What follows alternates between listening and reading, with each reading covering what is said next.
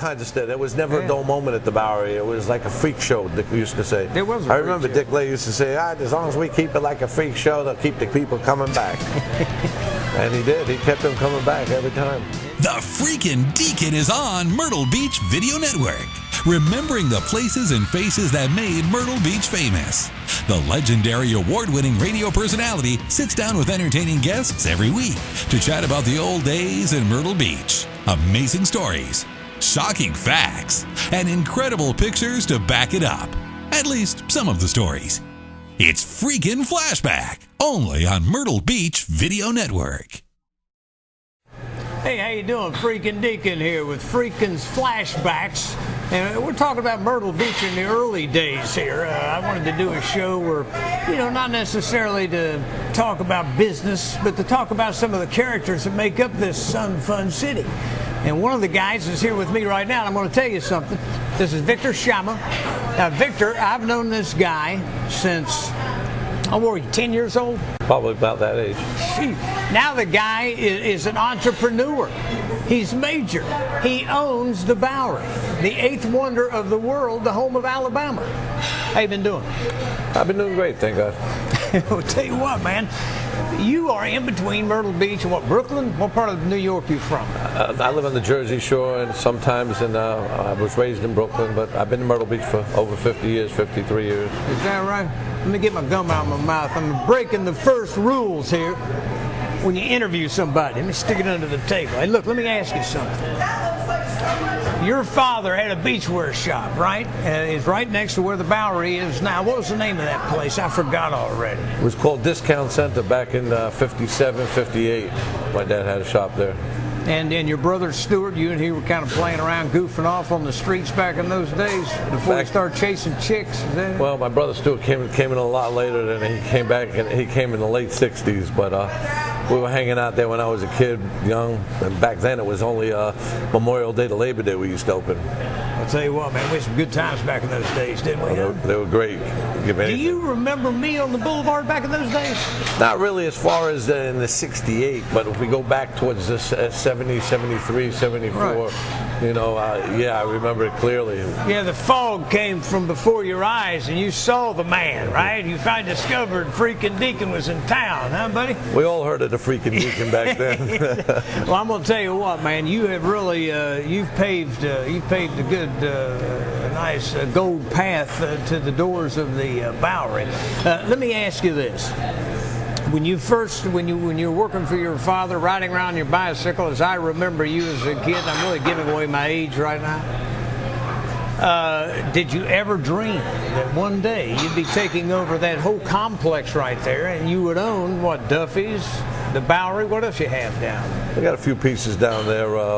We won't go into, but the Bowery and Duffy's just pride and joy. That Bowery is just my pride and joy from back in the early 80s, from when I was a kid in the late 70s. We looked at it when Alabama was playing there and stuff.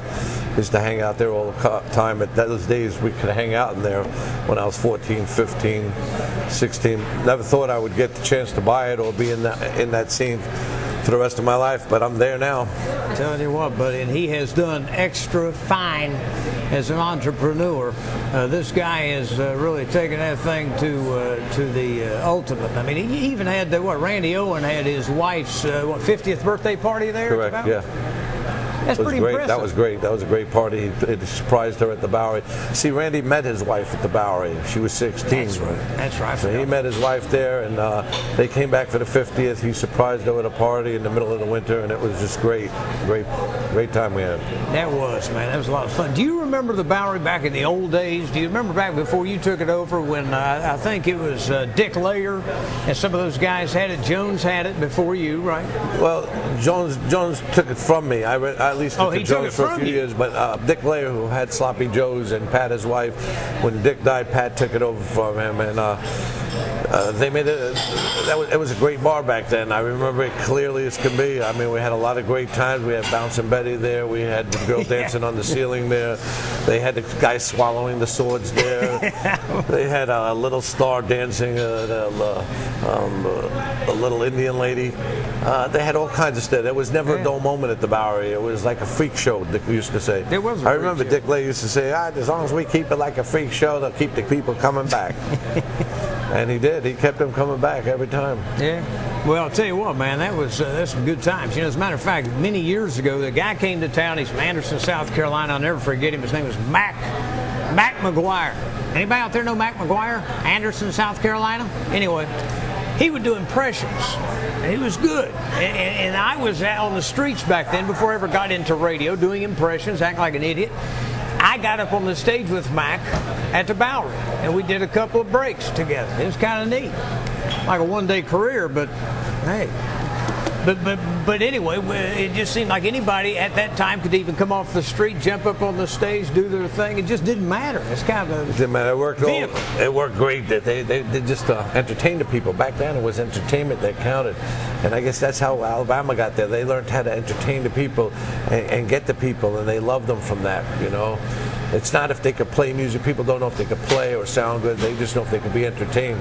And that's why Dick back then had all kinds of stuff happening back then in the Bowery. Well, plus, I mean, my gosh, man, Sloppy Joe's.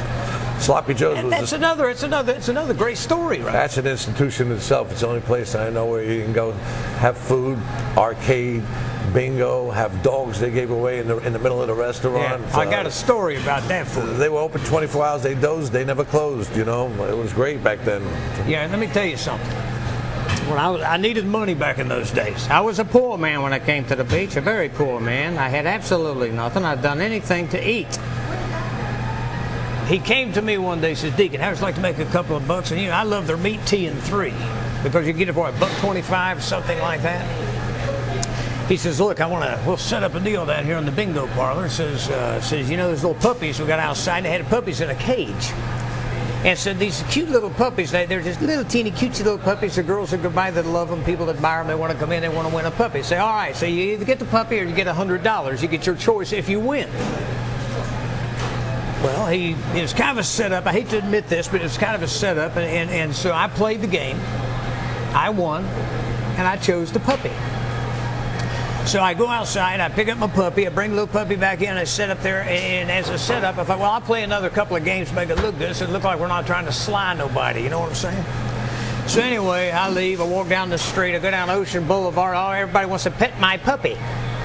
So they pet my puppy all the way down to 8th Avenue North or whatever. I turn, come back down the alley, I come back in the back of Sloppy Joe's, there's another cage in there where you put the puppy back. Then I slide in, eat my free lunch. So and then when the puppy got too big, he'd give the puppy away, legitimately give it away. But when they're that small, he wouldn't give them away because he wanted to entice the people to come in. It's kind of a neat gimmick. I thought it was kind of cool. Well, I guess it kept going from when I was a kid, because we did the same thing back for Dick Blair back then when I was a kid. There's a revolving door for that poor puppy. I mean, he changed his name 10 times around the corner. But see, and there's another guy down there, I don't know the guy's name, he had an auction. Remember, they used to have auctions down Ocean Boulevard. Yeah. I know you must remember as a child riding up and down, checking out. The guy would ring you into the deal, and they would have some kind of an auction and get a couple of bucks out of your pocket. I don't know where they got their gear, but it's another pretty good idea. We used to live on top of that auction house. It was on 9th Avenue between Chester Street and Flag Street. Really? We used to live out there. There was about 5-6 apartments on top. We used to listen to that guy every day, every night over there. They bring the people in chairs, and he used to sell all kinds of stuff from the auction house. Yeah. And then they had Jones's Bingo down the block, and then they had Sloppy Joe's Bingo. That was the good old days, and of course everybody knows the Gay Dolphin is still there today, but the Gay Dolphin. Oh yeah, classic.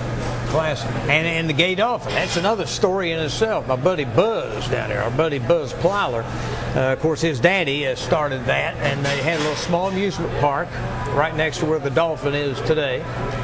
And at one point he even owned the building across the street. Do you remember that? Had Rathskeller downstairs. Yep. I ran that one winter. That's another story. I'm gonna bring Johnny Stack over here one day, talk to him about that. We've got some cool tales about that. But anyway, I remember the Plylers, big influence on the boulevard. As a matter of fact, the Gay Dolphin, I mean, it was a major thing. And locally, every Thanksgiving, it was the day after Thanksgiving or day before Thanksgiving. You had a 50% sale. Remember? Thanksgiving Day, and I think the day after, right? The day after Thanksgiving, 50 off. 50% off. But that's a great store. Till today, it's a great store. There's everything in there. I don't think Buzzy knows what he's got in that place. I tell you, there's so much stuff in there.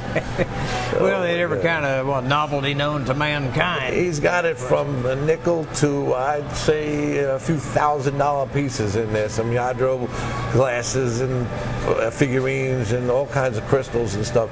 He's got it all the way from the bottom to the top. You know, you guys are like, I felt like I was a part of the Carney gang. I call it the Carney gang on the boulevards back in those old days. And I feel like I've kind of played a nice small part in that when I first came to Myrtle Beach, because when I got down here in 1968 out of Huntington, West Virginia, I knew no one. But the boulevard was the heart of Myrtle Beach, right where the pavilion was. And any business down there, that's where you hung out, and that's where you picked up your lovely ladies. The lovely ladies pick up us dumb guys. And it was just a lot of fun. It was just, the boulevard was a lot of fun. And a lot of interesting people, and everybody was a character down there. Well, if you were going to Myrtle Beach, you would have to go by that area. It was from 8th Avenue North to what they call now Plyla Park on the other side of Gay Dolphin. That was the whole Myrtle Beach. It came as a T from US 17 by right there by the Park Pavilion parking garage now, and it made a T 1 block towards the right and 1 block towards the left.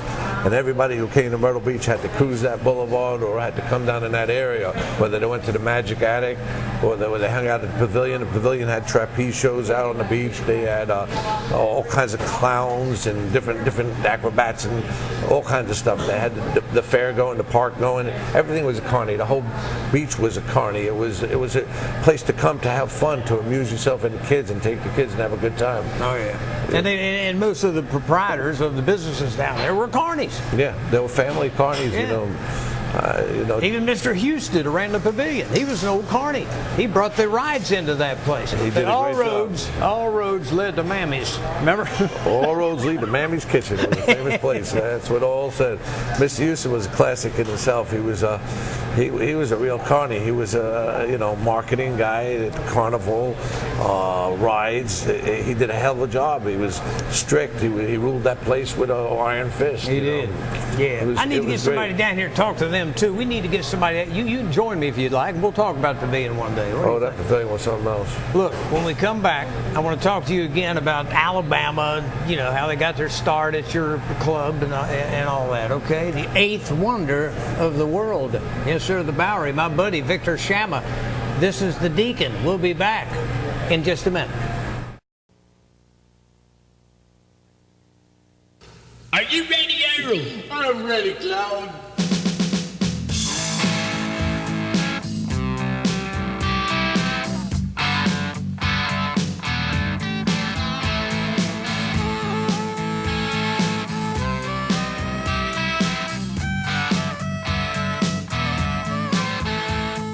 Earl is strong, and so's his breath from drinking beer and cigarettes. He likes to hunt. He drives a truck. I love to drink, and I love to fish.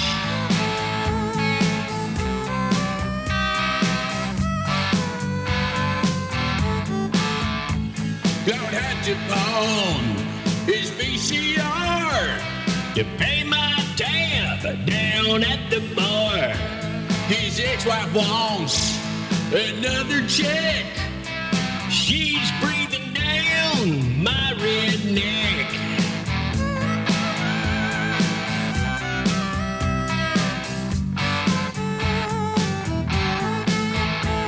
She done me wrong. She done me wrong. Now we're singing my sad song.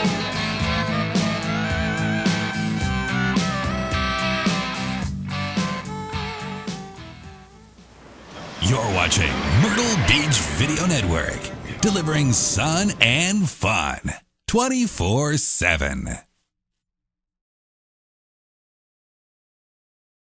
Hey, Freakin Deacon at you. Yes, it's the Freakin Flashback. Welcome back. I've got my buddy Victor Shama here. the main man. Yeah, he owns the 8th wonder of the world at Myrtle Beach, South Carolina. Of course, I'm sure you've been there, the Bowery, home of supergroup Alabama, and that's what we're going to talk about right now. Now, we were talking a few minutes ago about some of the, kind of the characters on the boulevard. Right now, you talk about characters. Those 4 guys. And, it was funny because I happened to be in a radio at the time that they came down to, no, as a matter of fact, I had not been in a radio yet. They got here, what, 73 or 72? 73. 73, and I got on the radio in 77. But I remember those guys spending all those years down at your club. And buddy, I'll tell you what, they were quite the entertainers. They were great. They were great. As a matter of fact, Jeff was on the radio back then, working for WMYB or TGR back in the old days. Right. And he would play at the Bowery at night, but he would do his morning show at the radio station. They all did something. Teddy laid carpet, Randy did something, and all those guys, they had day jobs besides the night job at the Bowery. And the Bowery, it was great for them. They get to write their own songs. They get to play their own songs. To see how the people would like them. If they liked it, they would know which one was a hit and which one wasn't. They went through about 6 or 7 drummers at the Bowery years until they got Mark. It was a long battle, but they survived that one. Yeah, Mark told me this story about how he pretty much got up with him in Florence. Right. Through his mother. Through his mother, exactly. She was working into Thunderbird. Exactly. And they said did they fire their drummer, or he just walked out or something? How'd that go? That drummer was leaving I guess he was a young guy that was married to a little bit older lady, and he quit to be with her, and I guess that was a big mistake of his.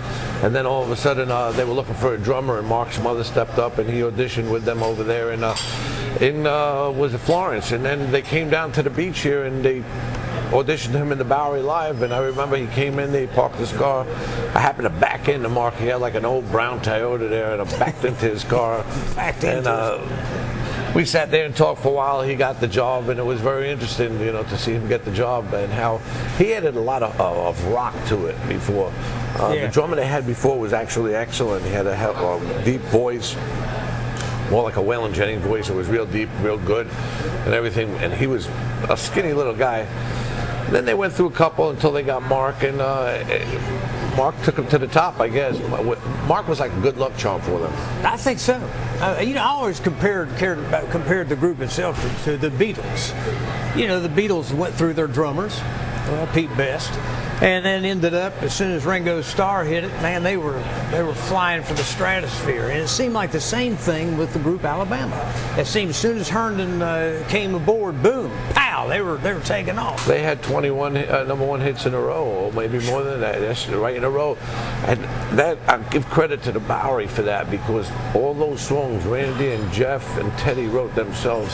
They got to practice them at the Bowery. They got to find out which one to put where from the audience response. They were doing their own songs, and then all of a sudden somebody would come up with a $5 bill or a $1 bill and say, play some mountain music, and then play Why Lady Why, or play I Want to Be With You Tonight. Those are the early songs that you don't even see I Want to Be With You Tonight. That was. You mean they never asked for anything beyond Alabama music, like Inagata Del Vita or whatever that is? Oh, that you get all the time with the people that want to come in and stunt them, and one lady pulls out a $100 bill and says, "Do you know, My Wild Irish Rose?" Or stuff like that.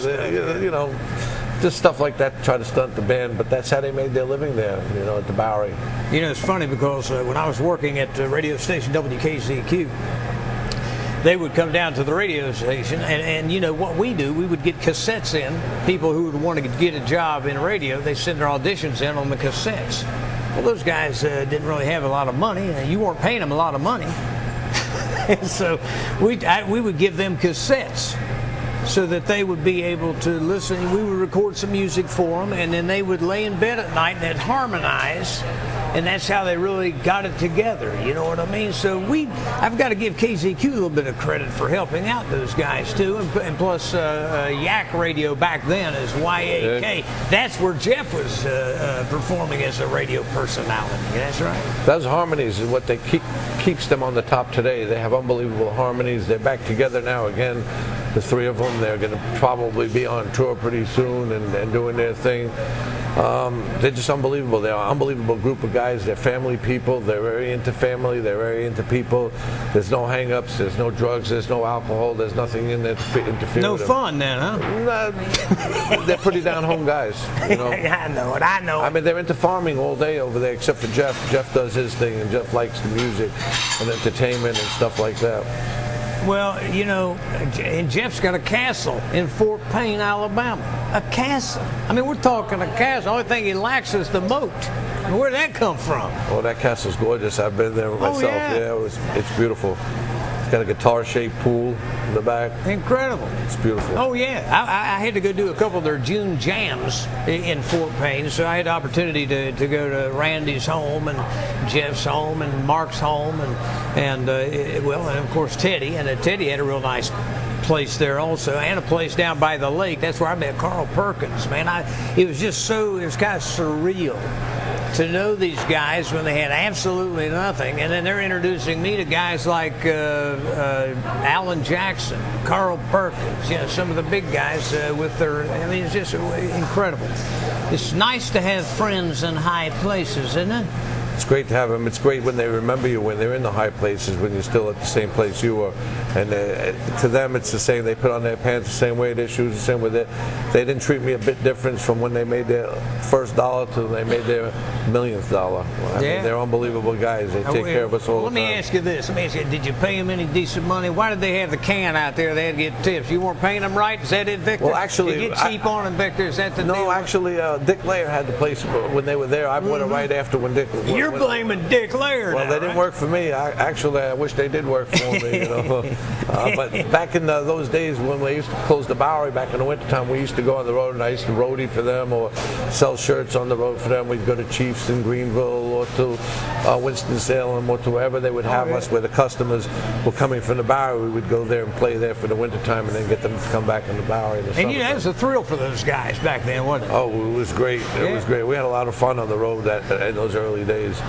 And then all of a sudden the tour buses came and the big road crew came and the semis came, and it was too much to imagine. And that's when I really got out. As soon as they signed with RCA, I bought the Bowery. They left in July 1980, and I bought the Bowery in January of '81. So you were there with them the whole time, except you didn't buy the place Right. a couple, 2 or 3 years after they left. Right. I had a store next door to the Bowery back in the 70s, and we used to see each other. I would open at 11 in the actually 9 in the morning back then, and we would stay open till 12, 1 at night. So we would make their shirts, and we would do all kinds of stuff. I was marketing. I've always been into marketing, so we would market their shirts for them and their souvenirs and stuff to. You're good at that. Them. You're good at that. Yeah. Yeah, and like I say, it takes me back, like when I first met you, as a little yard apron around the boulevard down there. Now look at you. I mean, you know, and of course, I never thought that it would end up like this. What about your brother and father and everybody? What did they think about when you took over the Bowery? A lot of hard work. We were always hard. My mother worked with us. My father worked with us. So you've had good training for PR. Oh yeah, my mother was. You know, when they got here, when they started here, they came just like you with nothing. They were just hard workers. Mom and pop store, just working it. And that's how we saved up to get stuff around here. Yeah, came here with nothing and still have nothing, and I'm just going to hold on to it. We got the bank. Well, we could, I guess. Yeah. So what's the future of the Bowery right now? Huh? Future of the Bowery, we're keeping it the way it is. It's you know, it's an institution here in Myrtle Beach. It's 67 years here.